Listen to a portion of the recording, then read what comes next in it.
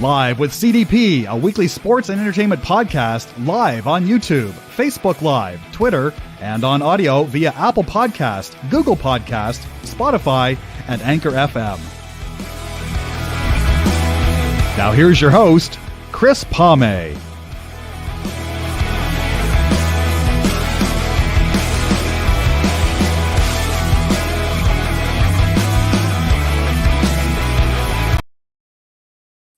Good evening, everybody. Welcome to Live with CDP Sports Podcast on this Thursday, July 7th, 2022. I'm looking forward to my guest tonight, Aaron Sanders.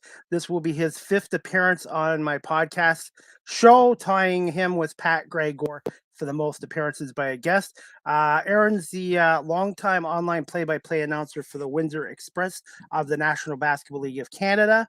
And he's also a public address announcer in the Windsor area and a sports broadcaster as well. And he does some radio work with CKLW 800 in Windsor, Ontario. So just bear with me, guys, and I'm going to bring on the longtime online voice of the Windsor Express, Aaron Sanders. Hey, Aaron, how you doing, buddy? Long time. But absolutely, I'm doing good, Chris. Coming at you live this time at Caesars Windsor. I don't have my MBLC backdrop. I regret to say that, but nonetheless, I'm here. Got the camera, got the headset, and everything, and I'm just glad to be here once again, tying Pat Gregor for a record-breaking fifth time. Yes, definitely. I was going to say, so you did your FIFA games in the hotel then? You know what? Actually, no. Here's the thing. I did them at home, and incidentally, folks, I called a couple of games at the FIBA U17 World Cup, the round of 16, which was awesome. I did the Dominican Republic and Serbia game and the Team Canada and Team Spain games too. So I did that at home, but I figured I knew I was going to be on here the next day. So I figured I'd bring all my equipment to the hotel and just bring it over here because I'm trying not to stay away from the headset as longer than usual. 2 years after being away from the headset is just too long for me. I just want to stay focused and find some way to, stay around here, stay around this scene. How did the games go? It went good. First, Serbia beat the Dominican Republic. It wasn't. It was a runaway game. However, let's not pay any mind to the outcome of it. I mean, we should pay mind to the players. I mean, they're under 17 years old, but they have potential to play in the NBA in a few years or play in their respective countries' top league in the next few years. And Canada and Spain beat Canada. So Spain's going to play Team USA in the quarterfinals tomorrow. And it was a good game at the start. Canada went off to a 10-0 lead. And then Spain, being one of the best programs, U17 programs in the world, they had a run of their own, and they did not look back from that point, and they were able to put on some tremendous plays, and they're good when it comes to ball handling and the ball movement, as we saw yesterday.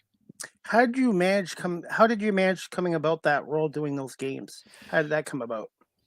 Last year, when we were in the middle of the pandemic, I want to say we were in the middle of the worst part of the pandemic. It was early 2021, and we were wondering, well, if the MBLC is going to play, if there's any Canadian teams are going to play either in the OUA or the OCAA.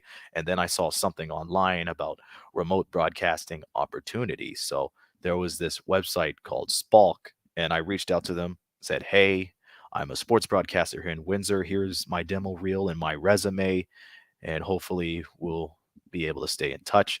They reached out to me, and they kept me in their, well, for my term, a Rolodex of broadcasters, and there are some terrific broadcasters there.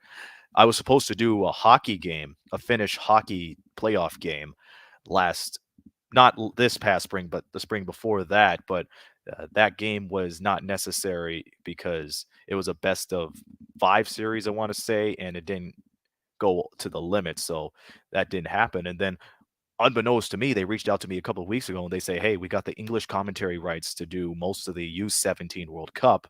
And we thought of you. Are you interested to do it? Absolutely. So I was able to do that. And Chris, if I may, can I break some breaking news to you right here? This is exclusive for anybody that's tuning in and been followers of us for a long time. I'm going to be doing a couple of games of the U17 Women's World Cup starting next week. Oh, that's great news. That's just another experience and opportunity for you. And more and more people are going to see your work. So, congratulations. Thank you very much. I received that news this morning, and I had a feeling it was going to happen because I checked the schedule, and it turns out that I was free for a couple of days next week. So I wanted to take a crack at it. It's like we did the men's part, let's do the women's part Yeah, too. Let's take care of that too, because I'll tell you, when it comes to women's basketball, I think they're one of the smartest athletes ever, bar none. definitely. By the way, John Urban said to say hi to you yesterday, and too, and he was going to. Johnny. Yes, and he doesn't come on very many podcasts. He told me that he just likes my personality and likes my hard work, and he said he's not a really big podcast fan, but I got him on here for about an hour yesterday, and had great conversation with him and great insights, and he really does love the NBL of Canada too, and I learned some stuff from him as well. And John has been following the NBLC for a long time. Matter of fact, my first broadcast year in the NBLC, 2015-16, I crossed paths with John because he was covering the London Lightning for, I think, one of the newspapers over in the Forest City, and he and his friend Roger, they were covering it. So I remember John right from there, especially from those championship years from the London Lightning in 2016, where they lost to Halifax in Game 7. And then, of course, that tremendous year in 2017. And then I was able to reconnect with them a few years later when I was doing PA announcing for the Essex Ravens, which I still do. And the Ravens, they had their championship game in London, but they also, since London was hosting it regardless because it was on neutral site, they were wondering if I wanted to do, PA work. So I did that. And you know who was on the play by play for that championship game? It was John Urban himself and Essex Ravens color commentator and co founder Russ Pettigrew. Incidentally, too, and I hate being a chatterbox, but I want to bring this up to attention right away. Received some bad news earlier for the London Junior Mustangs, and one of their coaches, KJ Kemeny, passed away earlier this morning. So, if anything, I want to pay tribute to him and his family in this episode's to the memory of him. A tremendous guy, a tremendous coach, and he will be severely missed. And we'll have a moment of silence for him when the Essex Ravens play host to them Saturday night. Saturday night. I was going to say, and there was an former NHL player that passed away this week, Brian Marchman, who was a scout, only 53 years old. So you know what, life is too short. You just don't know when it's your time. And it's funny because a friend of mine said that a few weeks ago. It doesn't matter, what happens or what's going on. You just got to be kind to people because you never know what they're going through and what may be transpiring around your life. You don't want to take it out on anybody because who knows? You don't want those kind of moments or the last words you have with them to be something that they remember you by. That's not what it's all about. But my thoughts and prayers goes out to the Kemeny family and those who are suffering a loss of a loved one, especially in the last little while. Because to be honest with you, it's around that sad time, and hopefully there'll be more sunny days ahead for those who are suffering. It puts sports in perspective. As much as we love sports, it's just a game. It's not life and death. Absolutely. Like most people, they play for fun and they play it because they have a passion. But who do they go to at the end of the day? When they go off the ice, off the field, off the course, they go to their families, they go to their friends, and yeah. they realize there's a whole lot more to just sports. So we have to consider that and not take anything for granted, because just like the pandemic, all of this could be taken away from us the very next day. And that's why I'm trying to do as much freelance media work as possible. And I'm going to be coming to London Sunday to cover the London Majors Welland game for the IBL, thanks to Noel Smith and Dylan Baker of the London Majors TV broadcast. And I had them both on my guests, and they're really good guys too. And they're a part of really good teams too. London and Welland. Yep. How can you go wrong with that? How can you go wrong with that? So I gotta ask you this, Aaron, being a Windsor guy. Why doesn't Windsor have an inter-county baseball team? That's a good question, because when people talk about Windsor, the first sport that comes out of their mouth is hockey. Obviously, and basketball is secondary to that too. We're hoping to make moves into that. But when it comes to baseball, we got some rich history in terms of baseball as well. But I don't know. A few years ago, before the pandemic, we had the St. Clair Green Giants, who were part of the Great Lakes Summer Collegiate Baseball League, and they were a tremendous team. I never seen a team that was great in terms of the outfield and in terms of hitting, even though they came one game short of hitting it off to the championship in a couple of years. And we also have tremendous baseball diamonds, Micmac Park. Incidentally, a friend of mine, he works for the city, and one of his assignments this summer is to maintain the baseball diamond. And I often know, can you let us in sometime, play kickball, play baseball, do us a solid? But no, in all seriousness, I don't know. But you think with summer, you would see a whole lot of attention garnered to baseball. It's a really good question. I don't know why. Because Windsor, what's the population of Windsor now? 218,000 plus, I believe. Yeah, and that's about the size of Kitchener.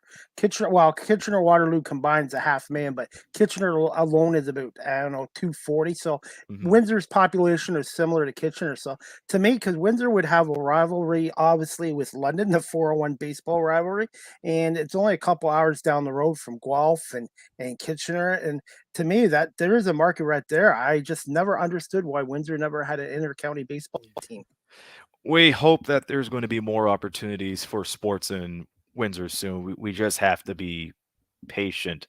And I'll tell you, earlier this week, they announced that the Play On event for Hockey Night Canada is going to be in Windsor next month. This is the biggest street hockey festival known to man and woman. So that's going to be fun. So you think with sports events reopening or coming back to Windsor after a 2-year hiatus, this would bring the attention to pretty much anybody, whether if you're a hockey, basketball, football, baseball, or soccer fan.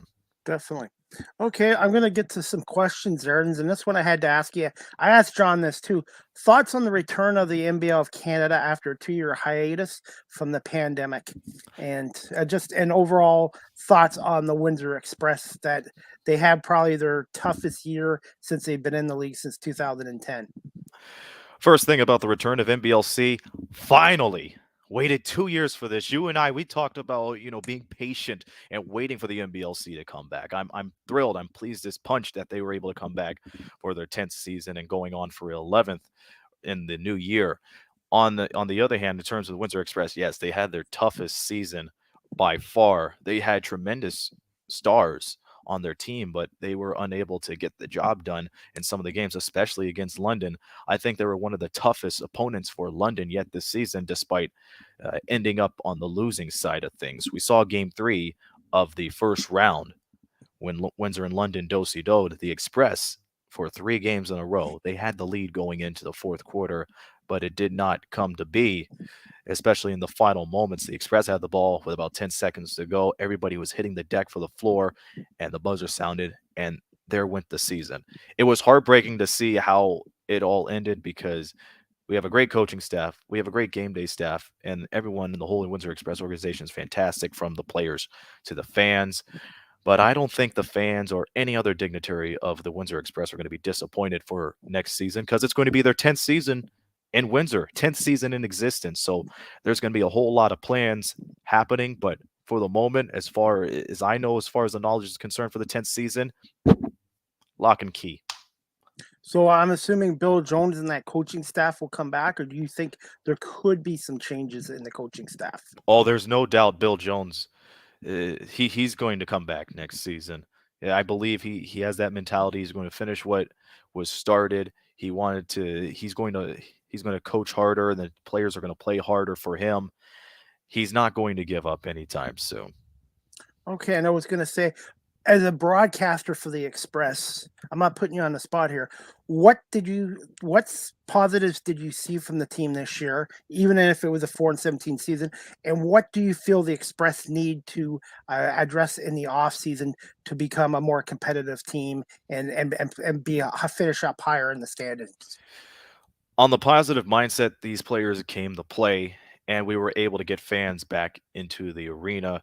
Especially, there was one night where it was trades night. It was an opportunity for the high school students to see what they could do with their future, whether if they want to be a carpenter, electrician, or all the other important jobs out there. And we were able to get a good turnout at the WFCU Center. The fans were able to come back, And the players, I think, had one of the finest star power that the Express have had in quite some time. It was mostly a young core with a little bit of veterans like Quinnell Brown, the defending MVP at the time, Billy White, and we had a couple more players come along the way too. Younger players like Ja'Kai Taylor. And you have another great player in Tanner Stuckman, who we talked on the post-game show and the final regular season game before the playoffs started. Tremendous guy. He's like Bill Lambier, but let's not suggest he puts number 40 on his jersey again. He already says he's a target as it is. That's the positives. We were able to come out and play and show the fans, what was missed over these 2 years. And I think I said this at the end of the broadcast season on the air. It was a reunion of pro basketball and Windsor fans. What more can you ask for? On the negative sides, it's just they have to work on playing a full 48 minutes. The fourth quarter comes down as one of the most crucial moments of the game. And this is where most players would get tired or they would lose control of the game if they're not prepared or if they don't have either the leadership or, the veteran experience. And it comes down to the experience. When it comes to the young core, they're going into this and they have to test themselves. They have to make sure they're up to the challenge because there were so many games in this season, Chris, where we had the lead going into the fourth quarter, but we did not end up with the W. However, we had a hardworking team.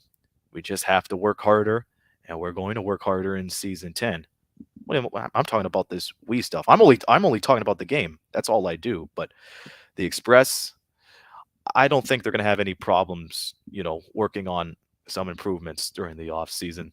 They're going to be okay, but we got to play a full 48 minutes. And you know what? You could say that about a lot of teams in the league because I've seen some London games, Kitchener games where teams played well, but then they had their stretches where they didn't play good for 10 minutes or 2 quarters or whatever. So consistency. But you know what? I don't think it's just Express. I think every team has to learn that. Even the Albany Platoons, they're a great team, but I've seen some of their games where they have laws in the third quarter. For me, Albany's worst quarter of all 4 is usually the third quarter. But they're lucky they have a great coach in Will Brown who makes good on-the-fly adjustments as well as halftime adjustments as well. And keep in mind, too, it's a 15-minute break between the halftime and the third quarter. So you don't want to be complacent when you're right in the locker room. You have to stay motivated, stay pumped, and stay hydrated, too. So you can have a sense of what's going to happen in the second half because it's a different ball game. You have to think of it as this. It's 0-0 in the second half. And who knows, if your opponent outscores you in the second half, if the game's pretty close, you may be on the receiving end of a loss.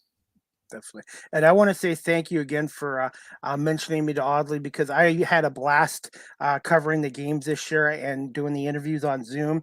And then Audley was nice enough, him and Shannon were nice enough to let me come to the NBA Finals Game 3 in Kitchener and be a part of that and write a story for the league and be on the court for the championship celebration. That is priceless. And thanks to you, I'm now hooked up to 2 leagues, and I'm hoping next year to be covering the league again as well.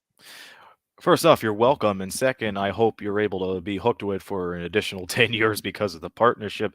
And I'll tell you, there's nothing more than getting the adrenaline of following a championship team and the championship moments. I was able to do that when I was also broadcasting the London Lightning home games in 2016-17, in addition to the Windsor Express, because the Lightning won the championship on the home court. And let me tell you, being a part of that moment is very special. So as far as I'm concerned, it's a pleasure, and we both have to look forward to 2023 because the job isn't done yet. There's going to be a whole lot more interesting things to come around with this partnership and for these leagues. And that leads to my next question.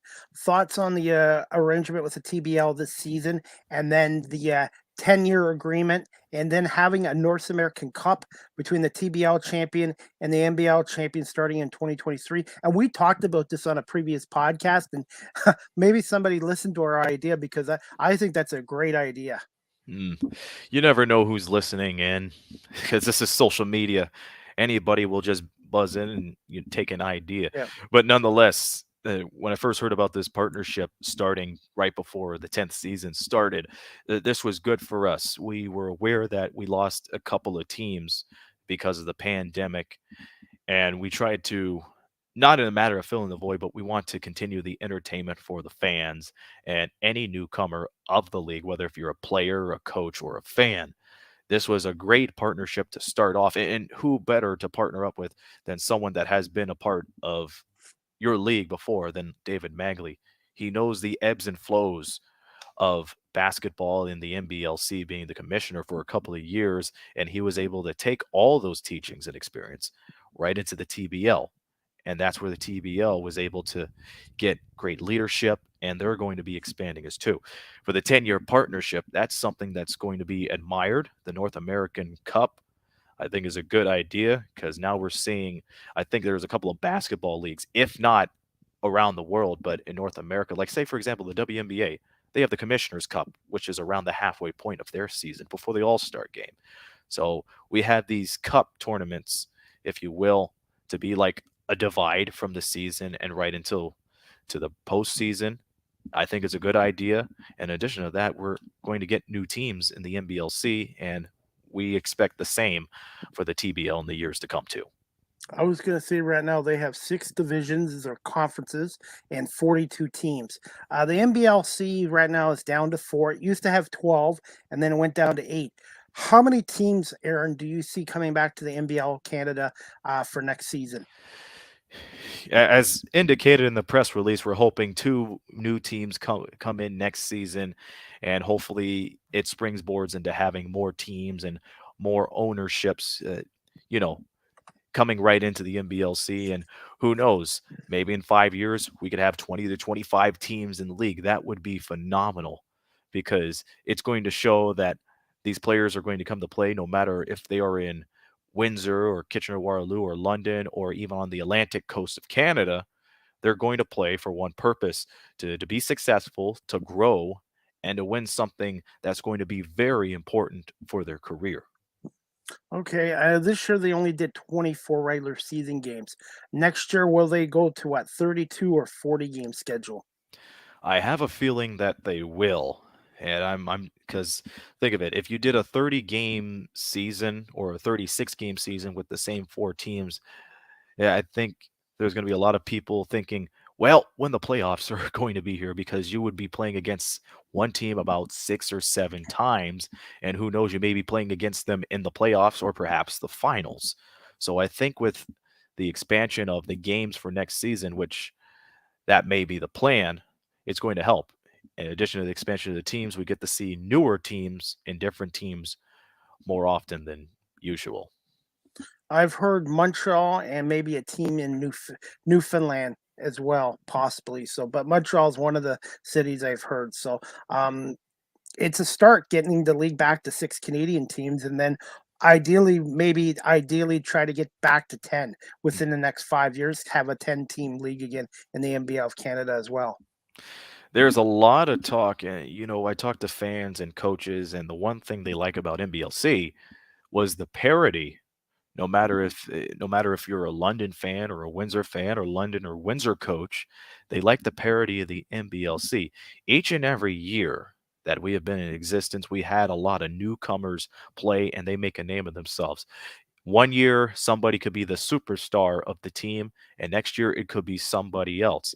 So it's a matter of your job is on the line, one, and if you're injured, it's the next man up. So I like the parity of it, and hopefully with the expansion of newer teams and the newer teams coming in, that's going to bring more parity to it, and it's going to bring more eyes to the league more than you know. Okay, do you think the league will start up at the end of November, or do you think they'll wait to January to start up? As far as I'm concerned, I think the plan is January 2023. It was indicated in the press release, I believe. Oddly, we talked about this in one of the live streams on Instagram, which I did an interview with him a couple of weeks ago to talk about the partnership deal. And the plan would be January. But I don't think anyone would be opposed if it was either in January or in November. What matters the most is they want to see NBLC back, and we're going to deliver. And have more games as well. Now, this NL Cup will be obviously after both leagues are decided. I wonder if they're going to just do a best of 3 or a best of 5. To me, it shouldn't be a best of 5. in my opinion. I think it should be a best of 7. If you're playing for all the marbles, it would be a best of 7. Yes. But at least I agree with you on the best of 7, but hopefully best of 5, because like I said, best of 3, man, it's just that's not enough for a championship. So hopefully they can get that resolved in this agreement.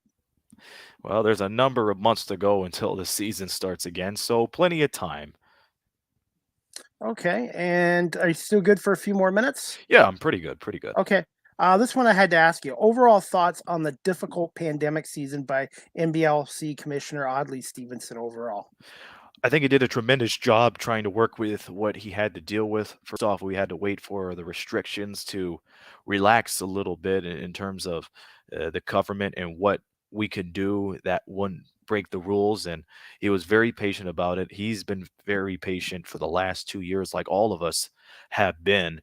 So it was a matter of seeing what we can do for the time being. Like we can't change the restrictions. That would be wrong. We just have to we're not playing it by ear or anything. We just prepare. That's all we do. We prepare for any scenario or any case. He is able to do that. If there's anybody that knows the NBLC more, it's him. He's been there since day one. He took on so many roles prior to being a commissioner, and now he has the experience of a worst case scenario. And by worst case scenario, I think everyone could agree with me when we say the worst case scenario was COVID. Would there be a fear of going into lockdown again in the middle of the season? There was that idea because there was a time where cases were going up and now they're going down. Hopefully, fingers crossed. Yes. And there was a terms of the restrictions too. We wanted fans right back into the arena, and we were able to do that when we kicked the season off on February 21st. So he did a tremendous job, and just looking forward to see what he's going to do for year 11, because the most important thing about a league is to try to one up yourself after every year. It was a milestone season for the NBLC, and not a lot of leagues survived 10 years, but this one did, and we're going to survive year 11. Definitely. It would be nice to see some of those East Coast teams come back too in the future. Wouldn't that be interesting? Because there's a lot of fans that miss the East Coast teams too, like the Island Storm, the Moncton Magic, the Halifax Hurricanes, Cape Breton Highlanders, and there's been plenty of people that says, the Atlantic Coast has some diehard fans. I don't know. I think the Ontario fans beg to differ on that, but we're not going to settle that dispute today. Matter of fact, when I'm a broadcaster, I have to be very impartial about things. Yep. So I'm going to leave it at that. Okay. And that leads to my next question. What would you like? There was a lot of positives they did this year, but what would you like to see personally as a fan of the league and game? What the NBLC Canada could improve upon for next year going forward a little bit more? It's pretty interesting. An interesting question. I think when it comes to promoting the games, I think that'd be terrific. First off, we have an amazing social media crew that works day in and day out for it. But I think if we are able to gain more exposure for these teams, that would be great. It wouldn't be a league thing. It would be more of a local thing, or just reach out and make sure anyone in Kitchener, Sudbury, London, and Windsor know this is a basketball team that does not clown around. We are serious. We mean business. You come down to one of our games, you're going to be impressed at the talent, and who knows, you may see them in the G League or you might see them in the NBA. That's what happened to Xavier Moon. That's one of the things I think they would improve on as far as next season is concerned. And one thing I would like to see the league do, the CBL's done this too, is I think NBL TV is great, but have it simulcast to each station, each radio station, either each market. So people that don't have access to the internet for some reason or whatever can turn into a game on the radio as well. That would be a pretty darn good idea, because I had this idea for years. Like, have a radio broadcast of it, have a simulcast. Yes. Because that would be a springboard to let the viewers know, if you want to see the action, either you could buy tickets to go to the game or go to NBLC TV to get the full experience. But at least if you put it on local radio, they'll know what's going on. If their hockey team isn't playing that day, well, you have basketball to listen to on the dial. Yes. So I'm hoping that's something Oddly in the league will consider, because I think that would be great to have the games on the radio too. So Okay. Let's get the league on radio. Bottom line. And also, I would like to see possibly a game of the week on Rogers TV. Oh yeah, if not Rogers or your TV. Yes, yes. Just because I think the more people get exposed to it, they'll see how good the league is, how competitive it is, and there's so many great athletes in the NBL of Canada. Oh, that goes without saying, and the exposure is important. Remember, all these players, they start somewhere. If they use NBLC as a launch board, if you will, they're going to skyrocket. Or if they are right in the middle of their career, they come to NBL Canada. You know what? People are still going to pay attention to them because remember, we had interesting players like Chris Matthews, who's one of the shooting coaches of the NBA, Xavier Moon, like I've already mentioned, and big baby Glenn Davis, NBA champion for the Boston Celtics, played with St. John's Edge for one season, but boy, were the fans hooked to him. Wow. And that leads to my next question. Which players on the Express this year surprised you or had breakout seasons, in your opinion? And overall thoughts quickly on their first round loss to the London Lightning. Even though it was a 3-game sweep, I think Windsor played fairly well in all 3 games from what I saw. Despite the 3-game sweep, it felt like they went to the limit every time they kept it real close down the stretch. We'll get to that in a minute. But as far as the players are concerned, first off, Tanner Stuckman, who really stepped up down to the boards, one of the greatest players in terms of hustle in the 2022 season. Ja'Kai Taylor, he did a tremendous job assuming the main guard role. It was like if Billy White wasn't on the floor or Quinnell Brown, he was the captain. He was the catalyst. That's pretty much the role of a point guard. And it goes well saying Billy White had some good numbers too. Unfortunately, he did not get the bid to get the MVP. However, nonetheless, he was very close to getting it. He was part of the all first team. So looking at it, number 1, Tanner Stuckman. Number 2, Ja'Kai Taylor.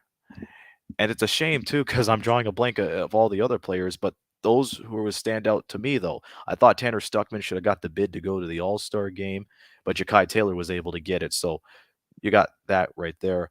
And Elijah Aphasia, a young player who's really battled down on the boards and took all the bumps and bruises he could too. So think of it, Stuckman and Aphasia in the front court and Ja'Kai Taylor just leading everything in the back court. It was just phenomenal. Okay, and this next question I wanted to ask you: what were your thoughts on the NBLC finals between London and Kitchener and the job? Obviously, Doug Plum was the NBLC's Coach of the Year, well deserved. But Neil Foreman did a hell of a job coaching those Titans because they were without 4 of their key players, and then Joe Kendrick, their MVP, only played, I believe, 11 minutes in that final game against London, and they made London earn that championship. It came down to the final play. Actually, it came down to a tip on the final play too. So watching the final few moments of that and seeing how that unfolded, it's a reason why people are hooked to Canadian basketball and been able to stay around with NBLC after all these years. Neil Foreman did a hell of a job, like you said, with coaching for the Titans. I knew he would do a tremendous job with the KW Titans because before the pandemic, they had Cavell Johnson, who was a player in the NBLC and then turned into a coach right afterwards. He did a fair job. He did a pretty good job. And then Neil Foreman coming in his first head coach role in the National Basketball League of Canada, he did good. He was able to help maintain a positive attitude for the players, and he had that attitude right from training camp up into the finals. So is it safe to say that the KW Titans will be back to look for revenge and get right back on top? You betcha. And there's going to be one coach to do that, and that's Neil Foreman. And also, we have to give a nod to Clifford Clinkscales, who was his assistant coach too, and part of the NBLC Hall of Fame. For his first year as an assistant coach, I think he brought a lot of life into the young players and to the veteran players too. Because remember, he too played with Joel Kindred in the NBLC before the shutdown in 2020. So it's amazing when it comes to these coaches. It's either you played with them or have some sort of experience either on the court or on the sidelines. Kudos again to the London Lightning. They did what they've been doing since game 1, dominate and show resiliency, even though they found themselves in the hole in the fourth quarter. But they're one of the greatest comeback teams as far as that clutch performance is concerned. Job well done. I was gonna say Doug Plum is one of these old school coaches, man. He is so intense and he wants to win. And I guess one thing about the Lightning team, they work hard, and that's what what told me that we're not going to be outworked by any other team. And that's the thing. The Lightning have stretches where they didn't play well in games, but at the end they got the job done. And he's a hell of a coach. And you know what? I think next year, I think Kitchener's going to be better. I think Sudbury 5 is going to even be better, and I think the Windsor Express are definitely going to be improved. So I think it's going to be even more competitive next season, especially if there's two more teams in the league. And they're going to have to work hard for it. Nothing is given. A player could start one game, but if they have an insufficient performance, they may be on the bench, and it could be next man up. Definitely. And I just got a couple of quick questions left for you, Aaron. This one I was going to ask you. Let's see. This one I was going to ask you. What do you feel the league needs to do as a whole to market the league even more and get a little more fans or new fans attending games and getting the games more out on social media and possibly TV? We already talked about the radio aspect of it. Well, you put radio on top of the list. Any kind of media will work because remember, back then, about 20 years ago, the only source of exposure to the media would be newspaper, radio, and television. Now you could add online things to it, whether if it means getting involved in TikTok, Twitch, Instagram, or Facebook. That's the main thing. And again, it also relies on the local scene too. Know what they want and find a way to attract them to basketball. Give them a chance to do something new. Because if you stay comfortable in just one thing, you're not going to appreciate the finer things. You're only going to see things through, I guess, sort of glasses.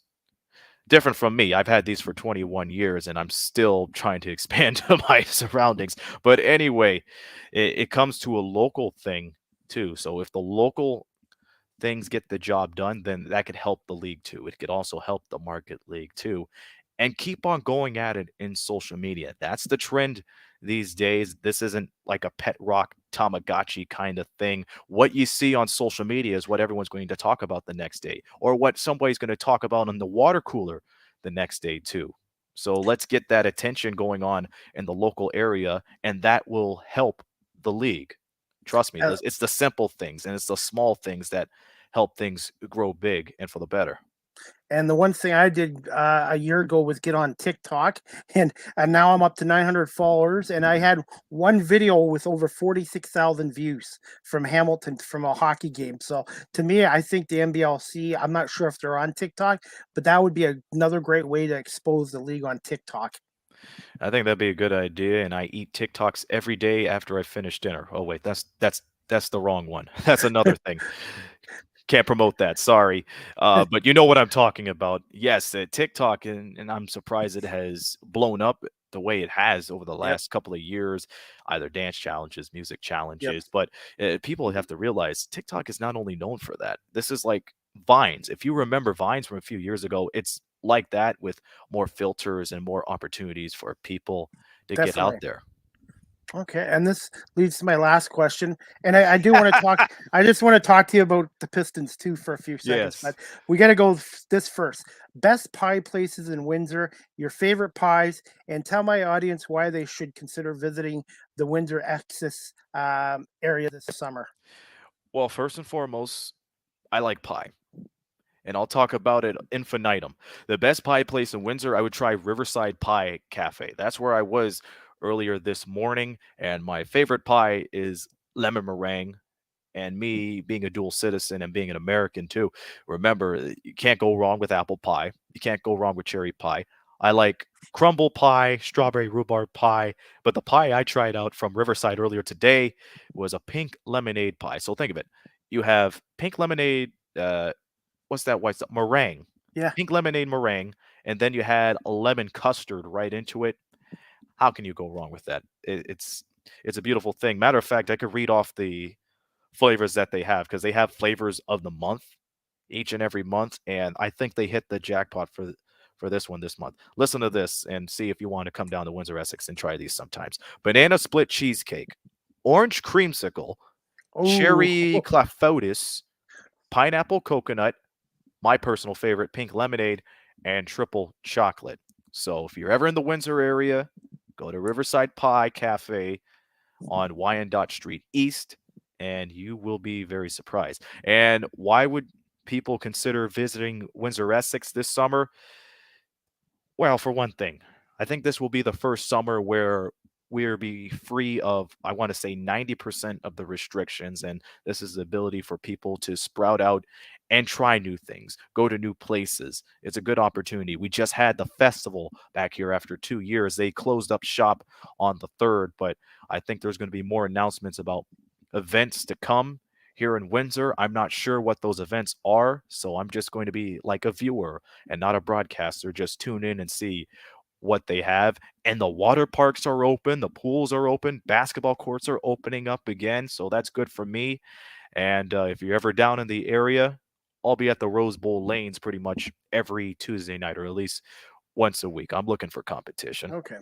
And as for pies, I like coconut cream pie and blueberry pie, but that orange creamsicle pie you just mentioned, I guess that's on my bucket list as well. So those are some of my favorite pies, by the way. Hey, I was gonna say, do you got like 2 more minutes? 1 more minute? I'll give you 2 more minutes. Okay. Thoughts on the Detroit Pistons? Since I'm a huge Pistons fan, and I had Matt Derry on, and that I just thought of the Pistons and what they did in the draft and some of their moves.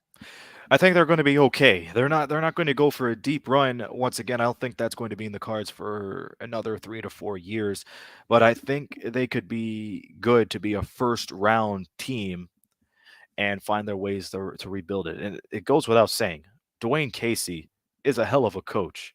He doesn't get the attention he deserves, and I think it was a little bit of a shame where he got let go by the Raptors and they win the championship right afterwards. But that's the business. He's one of the most hardworking coaches out there. He doesn't give up, and I think they're going to be okay with that, bar none. Okay, and I'm going to put you on the spot before I let you go here, Aaron. Okay. Who wins Game 3 tonight between the Shreveport Mavericks and the Albany Patroons tonight? I think the Patroons are going to win it all at home once again, like they did a few years ago. There's something about them that makes them spark. I like their ability to rebound, and I also like the way they're able to play as a team. They have veteran leadership when it comes to championship games like this, and we're not talking about the CBA days. We're talking about the TBL days, and they're one of the most impressive teams that I've seen coming out of the TBL. We've seen them play against the London Lightning and give them their first loss of the season too. So they have something, and I think we'll be into some little bit of dramatics. So instead of days of our lives, we're going to see not one life to live, but one game to live between these two teams. But I think the Patroons are going to win the Lily tonight. Okay. And I was going to say, Aaron, thank you so much for coming on live with CDP Sports Podcast tonight, season 4, episode 7. This is my 172nd episode now. And where can my audience find you on social media if they wish to follow you on there? Right. Okay. So if you want to follow me on Twitter, I'm at @ASandersWindsor. I'm also on Facebook, on Instagram. I'm at AaronSanders.Frostfather. I think on the next episode, I think we should discuss why I'm named that.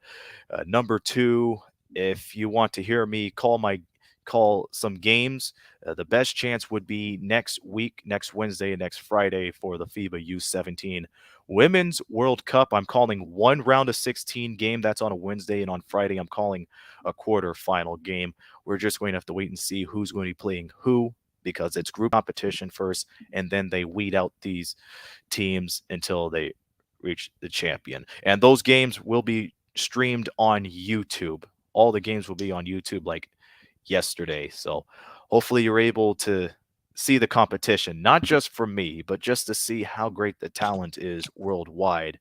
And the more people see how great these players are, I think the more followings they're going to get in the years to come.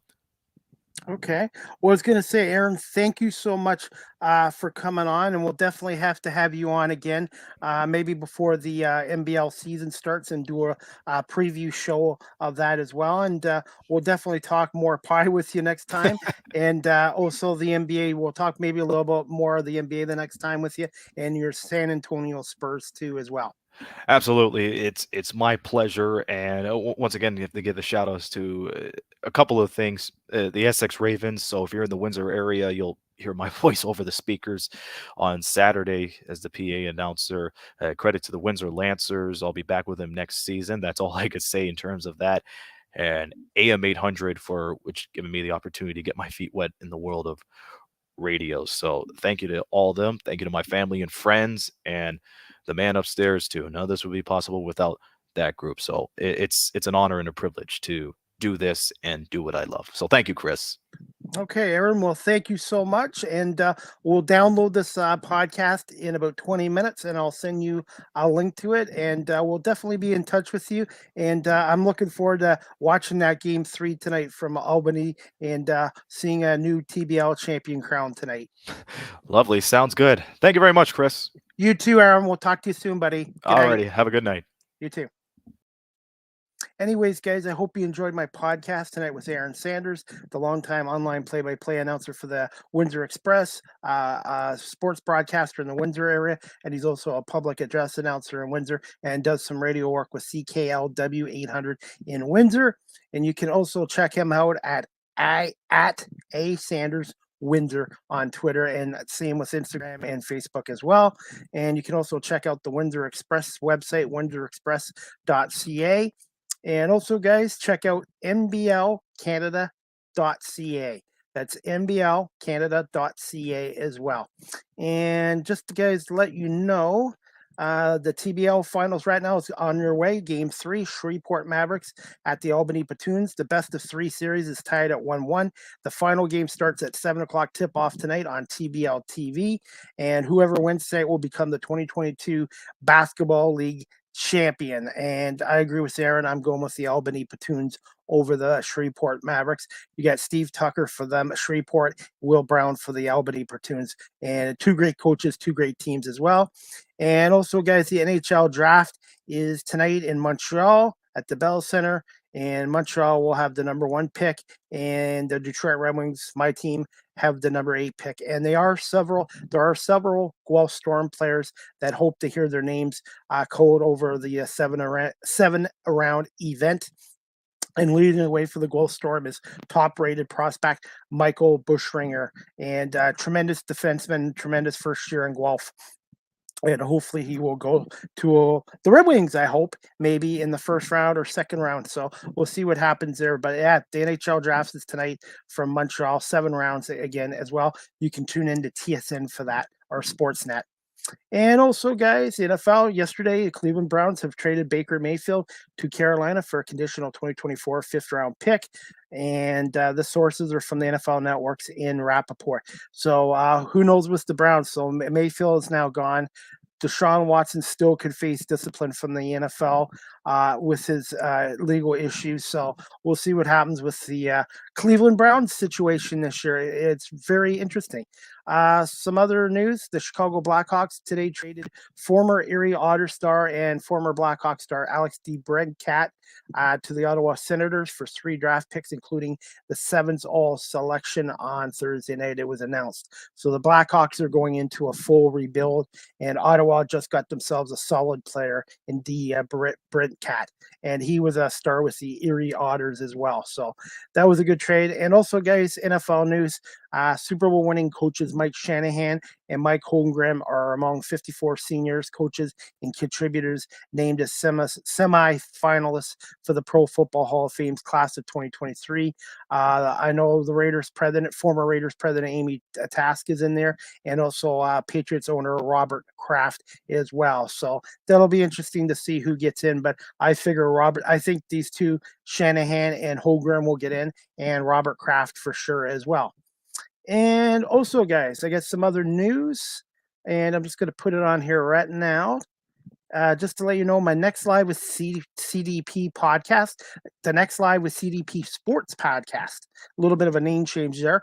The next one, season 4, episode 8, right now is scheduled for next Thursday, July 14th at 6 o'clock Eastern, with my guest, Wes Wolf, the assistant coach of the Ontario Hockey League's Erie Otters. Wes is coming back from the Coburg junior team he coached and ran as a general manager. He was with the Erie Otters before that for 5 seasons. So Wes is going to come on and talk about being a head coach in hockey and now being an assistant coach again with the Erie Otters this year as well. So, and I believe Wes will be in the NHL draft at Bell Center tonight in Montreal as well. So, looking forward to speaking to Wes about his hockey career and also his coaching career and coming back to the Ontario Hockey League with the Erie Otters. So, I hope you guys next Thursday, July 14th at 6 p.m. If I do another show before then, I will let you guys know as well.